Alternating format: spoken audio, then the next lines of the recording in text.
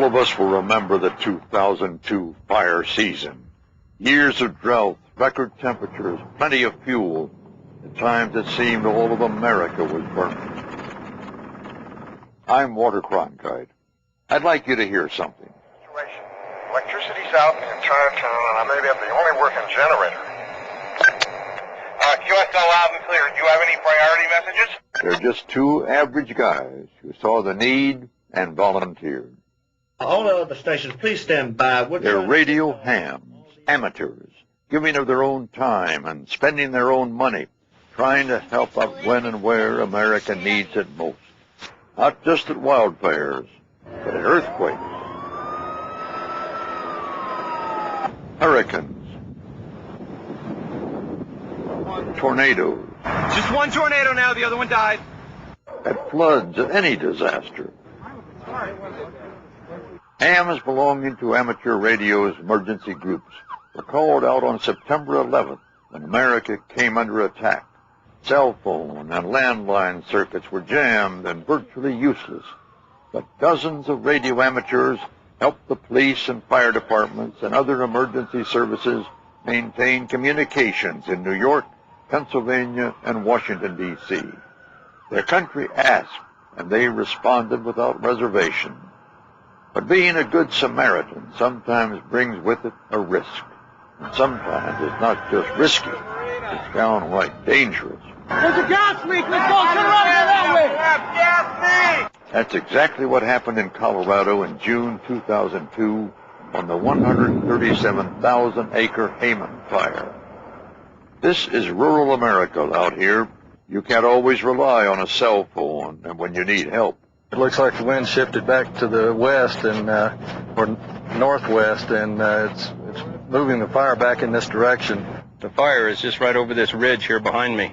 It's starting to get close. Looks like we're going to have to prepare to get out of here pretty shortly. The sky had already turned ominously dark. The air was thick with smoke, making breathing more difficult. The sun reduced in intensity to little more than a light bulb through the smoky haze. The wind, increasing in speed, began blowing the fire toward the volunteers. The sheriff came through a little bit ago and asked us how fast we could get out of here. We're basically right across the road from the last fire line. So they stood by their radios, handling emergency communications for the police, the fire, the Teller County Office of Emergency Services. This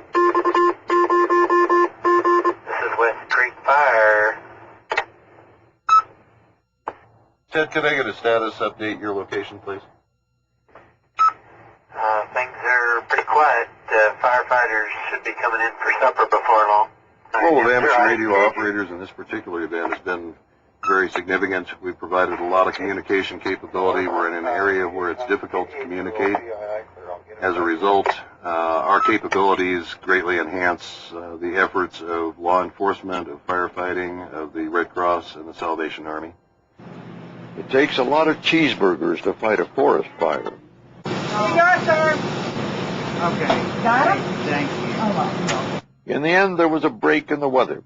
The winds changed, and all of the emergency workers, the firefighters, the police, the radio amateurs, handling the communications, all of them were safe. This is WG0N. I'll be coming back to the command center. You know, we call them radio amateurs, but their skill levels are anything but amateur. These are people who in any other realm would be called professionals. They're the people who know how to put the pieces together, know how to build the networks, know how to get information from one place to another when every other system has failed. I don't think that's amateur. Ham radio has been around for 100 years, but that doesn't mean out of date. Even America's space shuttle and the International Space Station have ham radio on board, and it's not just for the enjoyment of the crew.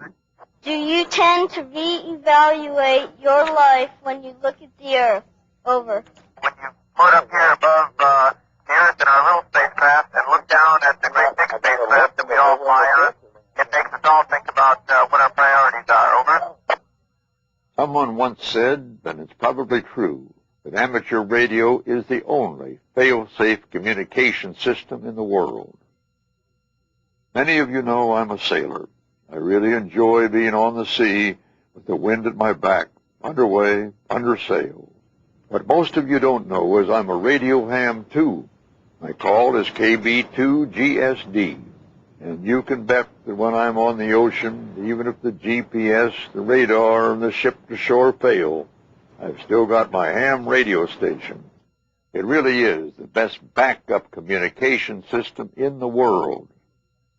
And that's the way it is.